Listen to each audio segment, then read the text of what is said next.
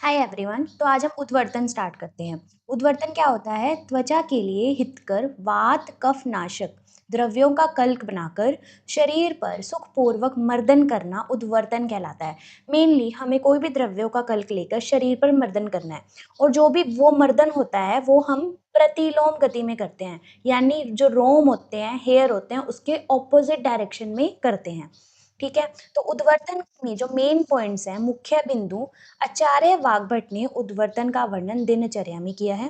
आचार्य वाग्भट ने उद्वर्तन का वर्णन दिनचर्या में किया है। विशेष रूप से कब किया जाता है? वसंत ऋतु में किया जाता है। और कौन से द्रव्य लेते हैं? वात कफ नाशक द्रव्यों का हम प्रयोग करते हैं। तो उद्वर्तन में हम वात कफ नाशक द्रव्यों का प्रयोग करते हैं।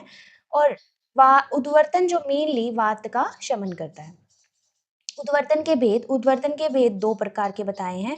उद्वर्तन में स्निग्ध उद्वर्तन और रुक्ष उद्वर्तन। स्निग्ध यानी स्नेह वाला हम करेंगे वात रोग में, रुक्षता में और कृश पुरुष में। और जो रुक्ष उद्वर्तन यानी ड्राई पाउडर्स का जो यूज करेंगे वो हम कफ विकार, मेदो विकार और स्थौल्य से पीड़ित पुरुषों में करेंगे। इसके बाद में उद्वर्तन के गुण। अष्टांग हृदय के अकॉर्डिंग उद्वर्तनम कफहरम मेदसह प्रविलापनम स्थिरीकरणम अंगानाम त्वक प्रसाद करम परम। मेनली जो उद्वर्तन है वो कफ का शमन करता है।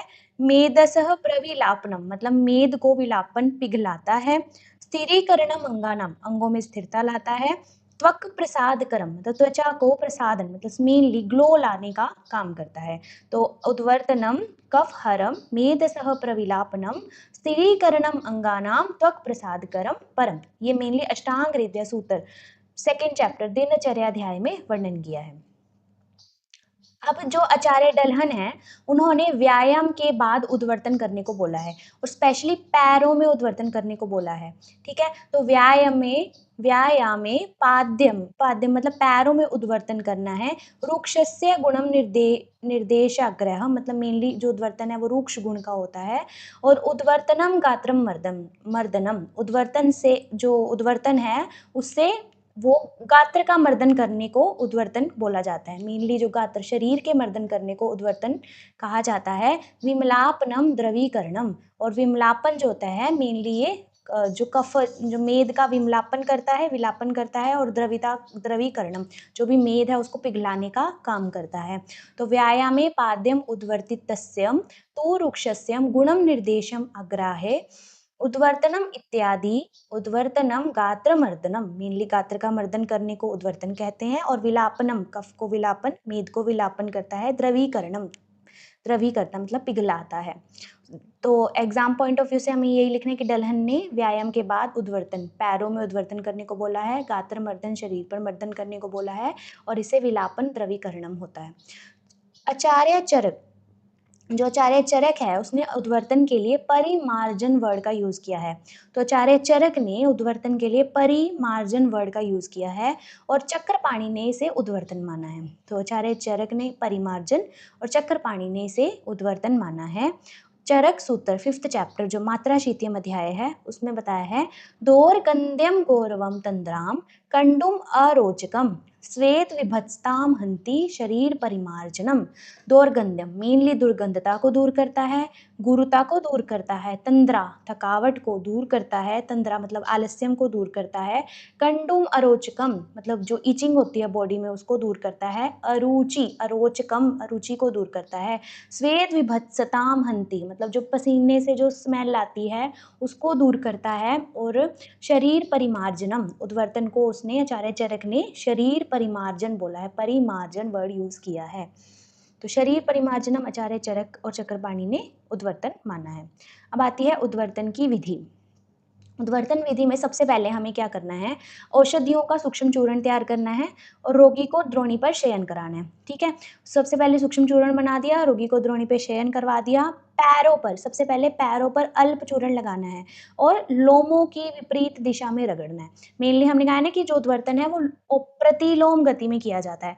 तो पहले पैरों पर अल्प चूर्ण लगाना है, लोमों की विपरीत दिशा में रगड़ना है, और संपूर्ण शरीर पर घर्षण या मर्दन करना है। तो संपूर्ण शरीर पर घर्षण या मर्दन करना है। फिर जो चूर्ण है, हमें जो चूर्ण यूज़ कर रहे हैं वो हल्का गरम करके प्रयोग करना चाहिए, थोड़ा हल्का गरम होना चाहिए और ये मेनली हम रक्त प्रवाह हृदय की ओर लाते हैं, मतलब ऐसी ऑपोजिट डायरेक्शन में करते हैं कि जो सारा ब्लड फ्लो है हृदय की ओर आए, ऊर्ध्व दिशा की ओर आए। फिर चूर्ण को जब ये सारा प्रोसीजर हो गया, उद्वर्तन हो जाता है, देन जो चूर्ण है उसको वस्त्र से साफ करना है एंड देन 2 घंटे बाद उसको उष्ण जल से स्नान करवाना है। तो सबसे पहले स्टार्टिंग करते हैं, उद्वर्ष में मेनली औषधियों का सूक्ष्म चूर्ण तैयार किया जाता है। रोगी को द्रोणी पर शयन करवाना है, पैरों पर थोड़ा सा चूर्ण लगाएंगे, लोमों की विपरीत दिशा में रगड़ेंगे, फिर संपूर्ण शरीर पर लगाएंगे और ये मेनली हल्का गर्म होना चाहिए और मेनली रक्त प्रवाह को हमें हृदय की ओर लाना है। आफ्टर उद्वर्तन जो भी चूर्ण है उससे जो भी शरीर पर लगा हुआ है उसको वस्त्र से साफ करना है और उद्वर्तन के 2 घंटे बाद को उष्ण जल, मतलब थोड़ा गर्म थोड़ा ठंडा, नॉर्मल वाटर से हमने उसको स्नान करवाना है। उद्वर्तन या उद्घर्षण में जो भी प्रयुक्त चूर्ण होता है वो कौन सा है?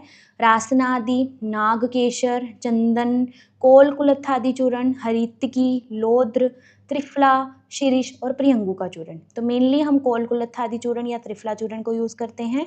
इसके अलावा रासनादि चूर्ण, नागकेशर, चंदन, चंदन मेनली पित्त का शमन करेगा, कोल कुलत्थादि चूर्ण, हरितकी, लोद्र, त्रिफला चूर्ण, शिरीष और प्रियंगु का चूर्ण हम इसमें यूज़ करते हैं।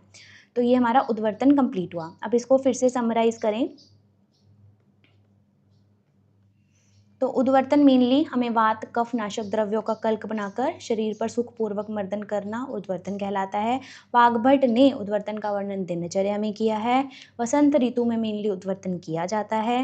उद्वर्तन के 2 भेद हैं, स्निग्ध और रुक्ष। स्निग्ध वाला वात रोग में, रुक्षता में, कृश पुरुषों में यूज़ किया जाता है और जो रुक्ष उद्वर्तन है वो कफज, मेदोविकार और स्थूलता से पीड़ित पुरुषों में किया जाता है।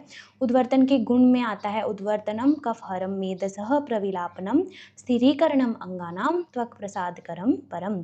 और जो आचार्य सुश्रुत है, मतलब जो डलहन है, उन्होंने व्यायाम के बाद पैरों में उद्वर्तन करने को बोला है। और जो आचार्य चरक है उन्होंने उद्वर्तन की जगह परिमार्जन वर्ड यूज़ किया है। स्वेद विभत्सताम हंति शरीर परिमार्जनम। फिर उद्वर्तन विधि मेनली कुछ नहीं करना, औषधियों का चूर्ण बनाना है, वो थोड़ा सा गर्म होना चाहिए, रोगी को द्रोणी पे शयन करवाना है, पैरों पर थोड़ा सा चूर्ण लगाना है, लोमों की विपरीत दिशा में लगाना है, फिर संपूर्ण शरीर में लगाना है और ये ऐसी डायरेक्शन होनी चाहिए जो हृदय की ओर आए, मतलब ऊर्ध्व दिशा की ओर लेकर आनी है। आफ्टर उद्वर्तन जो भी चूर्ण लगा हुआ है उसको वस्त्र से साफ कर देना है और उसके 2 घंटे बाद स्नान करवाना है। और मेनली उद्वर्तन में जो चूर्ण प्रयुक्त होता है वो रासनादि, नागकेशर, चंदन, कोलकुलथादि, हरितकी, लोद्र, त्रिफला, शिरीष और प्रियंगु का चूर्ण यूज़ होता है। Thank you.